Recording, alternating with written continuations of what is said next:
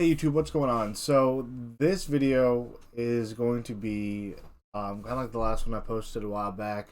The last one was the Ohio State versus Penn State teaser trailer.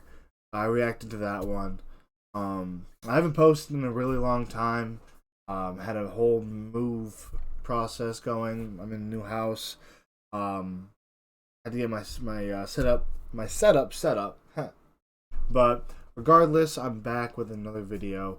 This one is the 2022 Ohio State Rose Bowl recap video that their football team media development team made. So without further ado, let's jump right into it. I watched the game, and I don't know if this video actually does it justice, but we'll see. We make the decision to bring energy. We make the decision to play physical. We make the decision to play tough. We do. Oh, and just to start off, that's Coach Mick. He's a strength and condition coach and the ultimate motivator on the team. This video is being recorded after the entire coaching staff overhaul. Ryan Day went through the entire defensive staff and fired literally everybody besides the defensive lines coach. Yeah. I forgot what his name is. No, I'm not sure if it's Tony Alfred or what.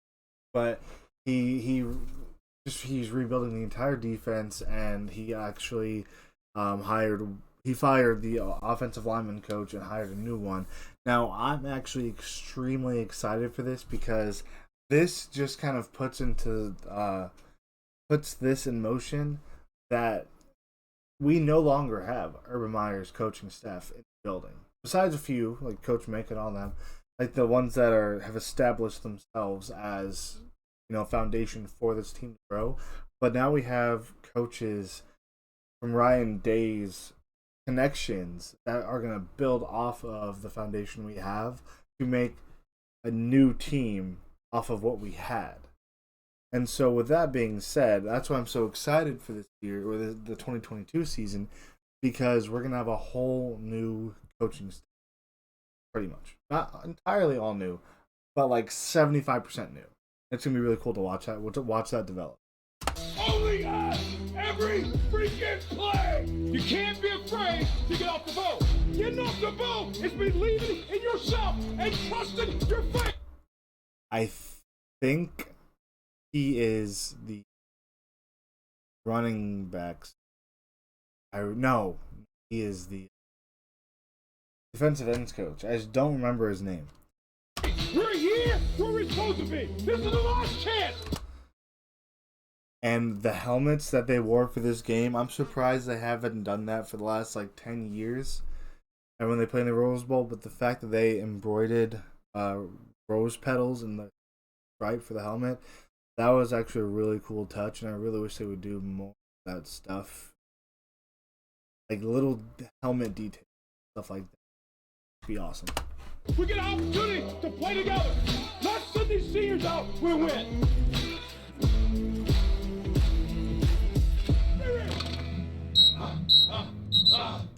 We need momentum. We need momentum. So that means Brian Hartline just got promoted to passing game coordinator. Yeah, I think the running backs coach name is Tony Alfred. He just got promoted to running game coordinator. So now we have three separate roles, three separate people. We have Kevin Wilson, who's the offensive coordinator. We have Brian Hartline, who's the passing game coordinator. We have Tony Alfred, who is the running game coordinator. So with all three of them working together, it should be a much more balanced offense. Not so pass heavy. And like the beginning of the season, we had Travion Henderson just kind of go off in 3 or 4 games and then just do nothing second half of the season. So now we'll have a more balanced offensive attack. So we'll see a lot more from everybody, not just the same, throws and same 5-yard runs and stuff like that. So that'd be cool. we start and we don't stop. There's a lot coming at somebody when you keep on coming. CJ Stroud's gonna be a There fucking is no monster. tomorrow for us. Oh, there's no tomorrow, man. That's it for us, man. Everyone talk about fighting, man. I'll go toe-to-toe with anybody with you, man. Hey, nasty, fast, fight on 3, 1, 2, 3. For us, really, it's to finish this season on the right note for our older guys and seniors, but also to build some momentum into the offseason and next year. It's one thing to say it, and it's one thing to do it, bro. You gotta go out there and do it. Come on, let's get it. Here we go. That's Zach Harrison, and I'm pretty sure he's coming back for his senior year. I think so. Yeah. I've heard a lot of rumors that he's coming back. Because I'm pretty sure the deadline for college athletes to either declare that they're staying or going to the draft is January 17th. And if you haven't decided if you're going into the draft by that date, you can't. I think. I might be wrong. Let me know in the comments if I'm wrong. But I'm pretty sure that's how it goes. And I don't think he actually decided yet. He just kind of like let it be. So I'm pretty sure he's coming back, which is a huge plus for defense. Because we have Jack Sawyer and JT. Those are freshmen coming in. Those are freshmen last year, sophomores this year. And they're going to need more leadership in the backfield for edge rushers. So that'd be cool.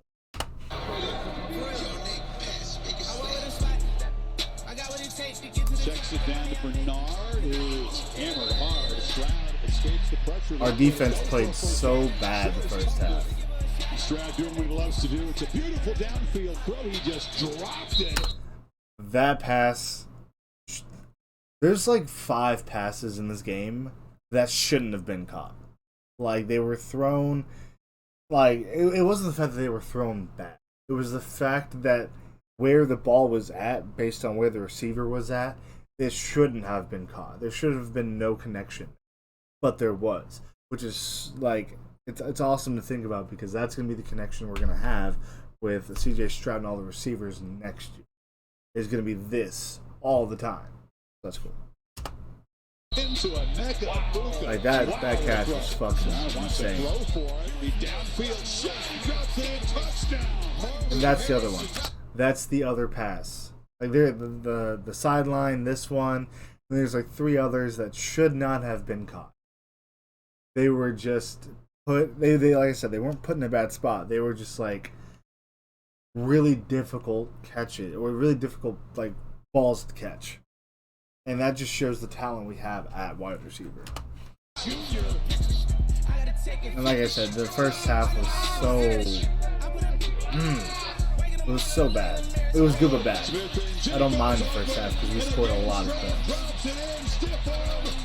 Jackson Smith and Jigba had himself a fucking game though.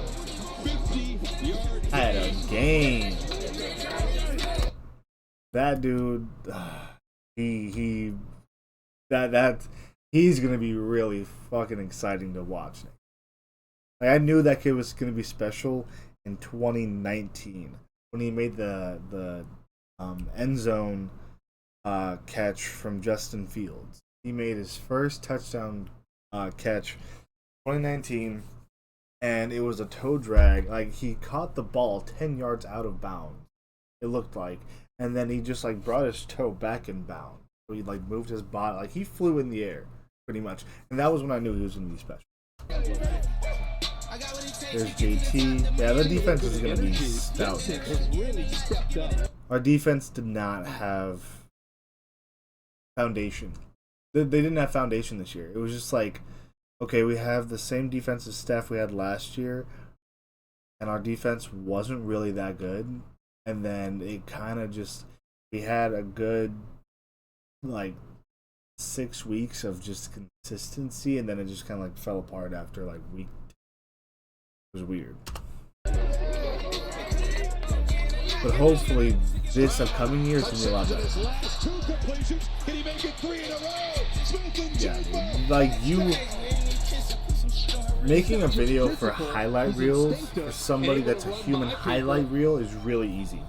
Really fucking easy. We're not leaving Cali without a dollar, bro. I swear we not, bro. So I need you.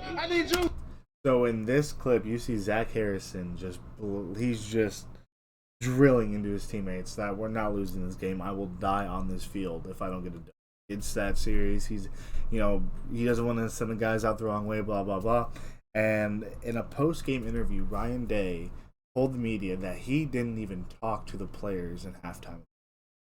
He didn't talk to them. He didn't give them a motivational speech or anything because he heard this. And you'll see him come in the frame. Tell me everything you got, bro. Right here. Come on. You see him right there listening to his players know what they want out of each other. That's the leadership that's going to develop into later down the road. And Ryan Day knows it. He knows that this team is about to take on a life of its own, and he doesn't need to be there to kind of re-energize the team. He doesn't have to be there to re-energize the team. They will make sure it's done the way they want to make sure it's done. And that's really cool. We better than this, bro. Come on. Hey, leave no regret, man. Come on, bro. 5, 4, 3, 1, 2, 3. Behind the lines, Eichenberg shoots in there. Broken up. Beautiful. And our defense showed up in the second half. It was insane. Because if you look at the score, it looks really bad. The score of the game looked bad, 48-45. Who the fuck lets Utah score 45 points? Like, Ohio State's standard in the football games is so much better than that. But if you think about it, they really only let Utah score 10 points in the second half, which was huge. Because we ended up outscoring Utah. I think it was like 28-10 in the second half. Huge. Ohio State at the 11. And not to mention, like, every other Ohio State game that we've lost the last few years, you just get the sense that they weren't going to crawl back. They weren't going to come back. It wasn't going to be like a miracle comeback. For some reason, when we were down 35-21 and we just, like, continued to let them score, in the back of my head, I was like, we're not losing this game. Like, I don't know why, but I had just always had a weird feeling in this game that we weren't losing what happened. It just wasn't going to happen. We were going to win somehow.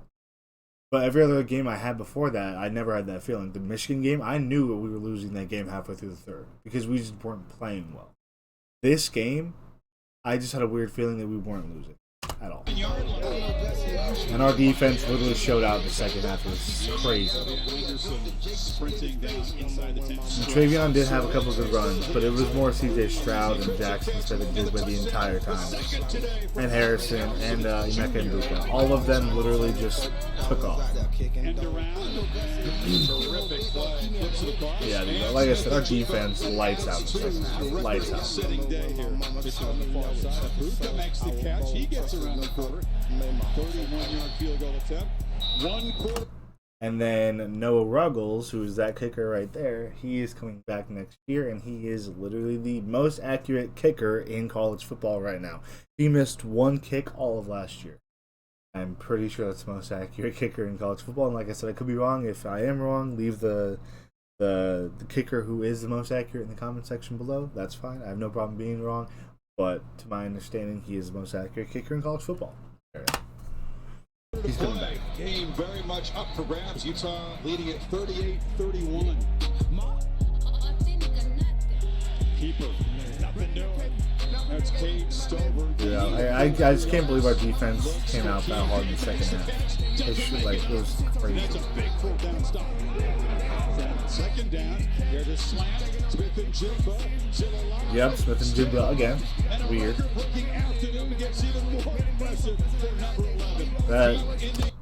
He just can't be stopped. And it's not even the fact that he's like juking people out. He is, but it's just like he's so fast. He's so small and so fast and so agile that it just happens. Now, with the passing game, like with the wide receivers, we have so much talent. But like what I want to talk about is the fact that I don't know if Julian Fleming is going to have a good year next year. I don't. Because he's been waiting his turn with injuries and depth chart issues. Like, he's been waiting his turn to be that guy for 3 years. Like, he came in with He was the class before Garrett Wilson. He came in before Garrett Wilson, and then Garrett Wilson took off before him, but that's because Julian had a shoulder injury where he couldn't lift his arm. Now that he's back, I want to know if he's going to contribute more. Because I don't think he hasn't. He's been contributing. He's been contributing enough, but not a lot. It's been a weird 2 years with him. I really hope he gets more touches because I want to see what I want to see if he's like the fast wide receiver, the big plays wide receiver, or like the slot. Like I want to see if he's like a Garrett Wilson, Chris Olave, or Jack. I want to see who he measures, like who he balances with. Whose chemistry is he gonna like get? Oh, Mitch Rossi, he's coming back next year too. That's a huge thing. Mitch Rossi's coming back next year. He didn't have a big name like in the team last few years, but over the last like 3 months, he's been becoming more and more like known, and he's gonna be a big presence. Guarantee it. Guarantee Mitch Rossi, this is 4th catch of the season. Looks left, throws end zone, catch made, Marvin Harrison Jr. Yeah. With Harrison, Smith-Njigba, and Mecca Mbuka, plus you have Julian Fleming, plus you have other wide receivers I don't even know the names of. But you have so much talent in that room. It's just insane. It is insane. Really good route running there by the young freshman. And they're like Harrison and Mecca Mbuka are freshmen. Here we go. What's crucial play so far? 4th and 4. Stroud has time. Delivers. Smith-Njigba. Who else? First down at the 30. It's almost not fair. Stroud. Okay, this pass, the ultimate. Like, how the fuck did you make that? Like, this is that play. Launching for the end zone. I watched this shit. It felt like it lasted 20 minutes. I literally, when CJ threw that ball, it felt like 20 fucking minutes had gone by. Like the ball took forever to get to him. But when it did, I saw the play. Like I knew he scored, but I didn't want to believe it. It was one of those things where I knew it, but I was like, how? You're not supposed to do that. Like that we're supposed that's not how that's supposed to work. I couldn't speak for I couldn't speak. I was literally speechless because that's not supposed to happen. Back in the city. Yes, sir. Yeah, Utah did score.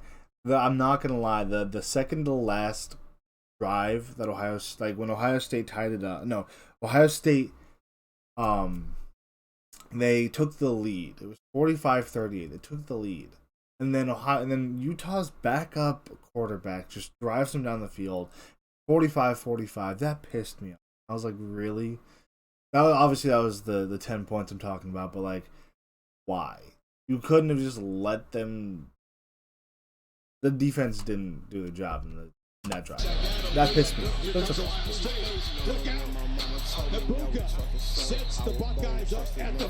Mecca Mbuka is going to be the ultimate fucking kick returner next year. He's going to be like insane.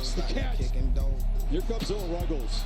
He dreamed of playing for the Buckeyes and now has a 19-yarder to win the Rose Bowl and does his job.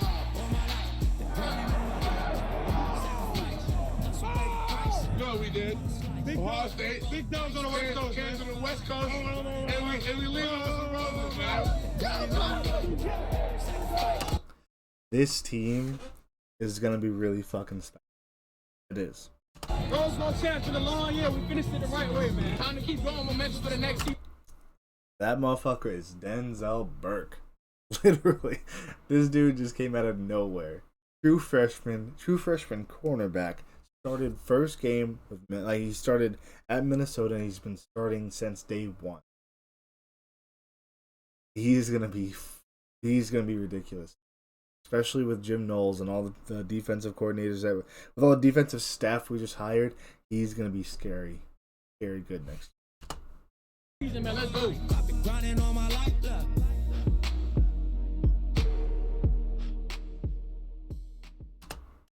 And that is it. That is the Ohio State Rose Bowl recap video that the Ohio State football team, their media team put together.